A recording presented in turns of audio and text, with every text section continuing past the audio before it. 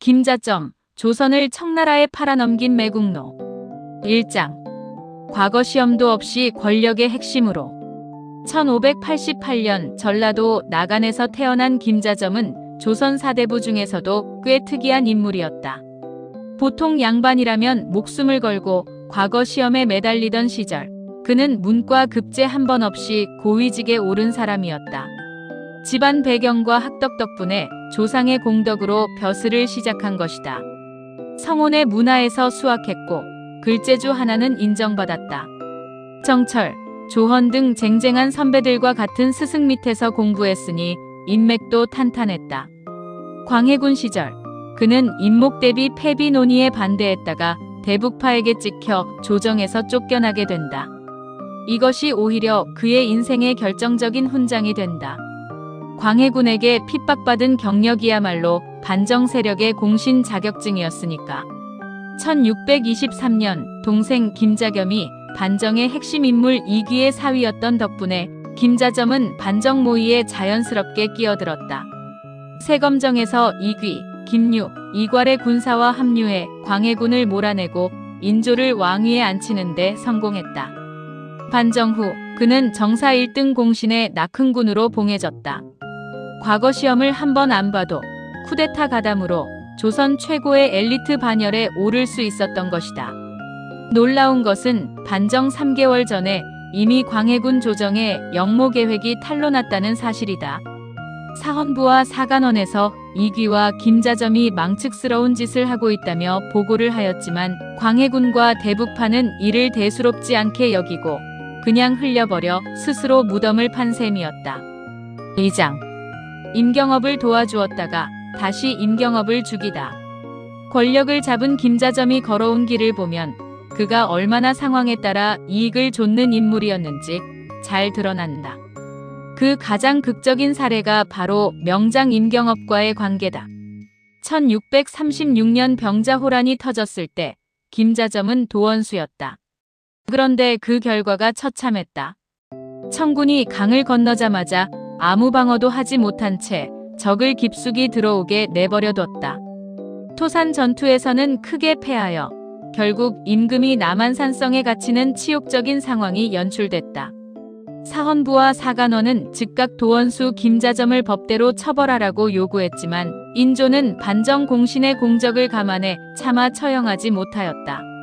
흥미롭게도 이 병자호란 중에 김자점은 임경업을 도왔다. 청나라에 쫓기던 임경업이 명나라로 도피하는 것을 몰래 도와준 것이다. 의리 때문이었을까? 아니다. 당시 정치 지형상 이용 가치가 있었기 때문이었다.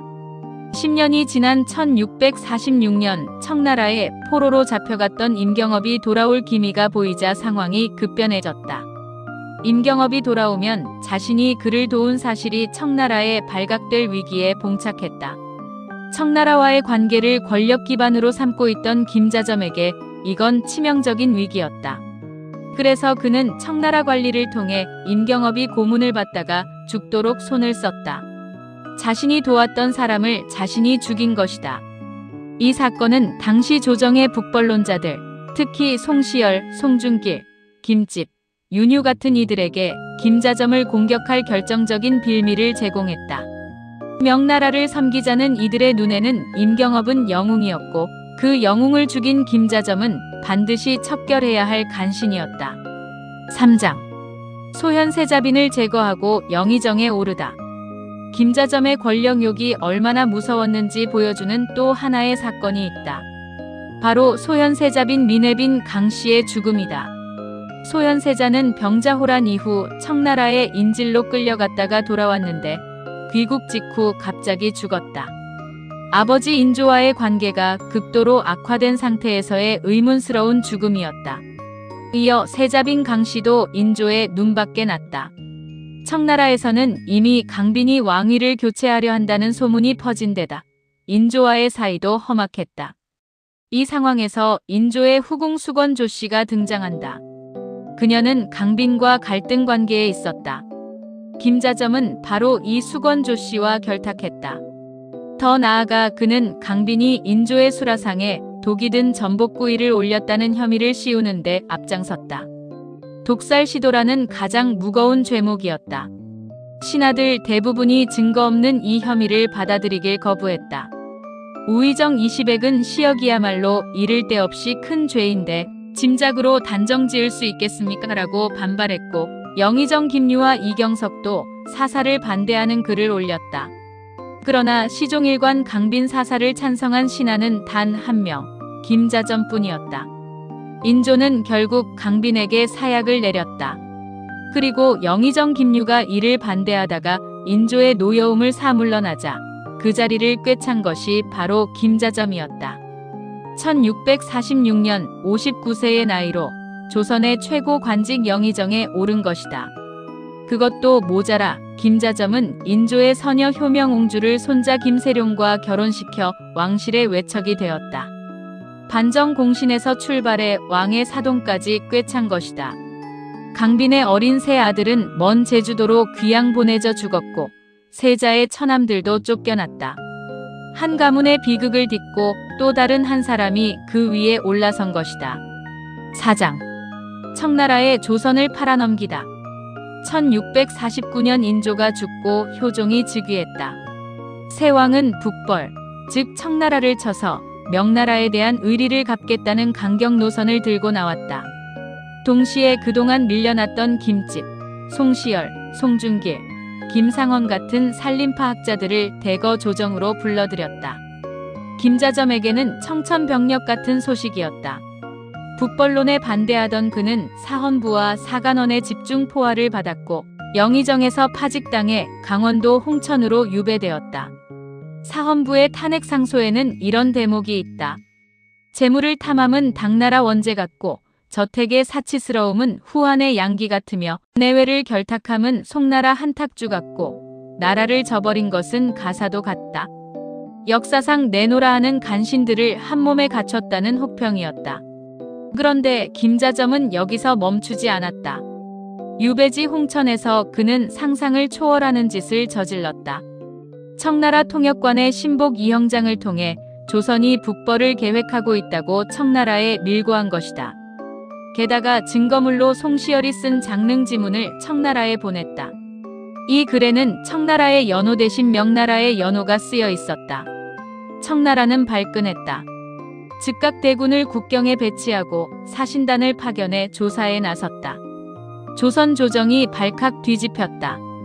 이경석, 이시백, 원두표 등이 필사적으로 사태를 수습하여 청나라 사신을 돌려보내는데 성공했지만 조선이 얼마나 아슬아슬한 상황이었는지는 두말할 나위가 없었다. 자국의 기밀을 적국에 팔아넘긴 것이다. 유배의 앙심을 품고 나라 전체를 위기에 빠뜨린 이 행동으로 김자점은 단순한 권신을 넘어 매국노의 반열에 오르게 됐다. 홍천에서 전라도 광양으로 이배되었지만 이미 그의 운명은 결정된 것이나 다름없었다. 5장. 가문의 멸족 권력욕의 청구서. 마지막 청구서는 1651년 효종 2년 12월에 날아들었다. 손자 며느리인 효명옹주가 인조의 계비 장렬 왕후를 저주하는 사건이 터졌다. 동시에 차남 김식이 군사를 동원해 숭성군을 왕으로 추대하려 했다는 영모가 발각됐다. 수어청 군사와 수원 군대를 끌어들인 본격적인 쿠데타 모의였다. 신문 과정에서 김자점 스스로 자백했다. 아들 김식이 재상 몇 명만 제거하면 이분함을 풀 수 있다고 했고 나는 기세를 살펴 거사일을 정하라고 했다는 진술이었다. 효종은 인정문에서 친히 국문했다. 판결은 사형이었다. 1651년 12월 64세의 김자점은 목이 잘렸다. 장남 김련은 곤장을 맞다가 숨을 거뒀다. 차남 김식과 큰손자 김세창도 함께 처형됐다. 인조의 사위였던 김세룡도 예외가 없었다. 사돈이었던 수건 조씨도 사약을 받았고 효명옹주는 섬으로 유배됐다. 연좌율에 따라 남은 아들들과 모친, 처첩은 모두 노비로 끌려갔다. 여기서 끝이 아니었다.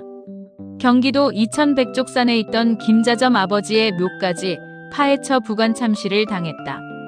김자점이 풍수의 명당이라며 막대한 공을 들여 아버지를 모신 그 자리였다.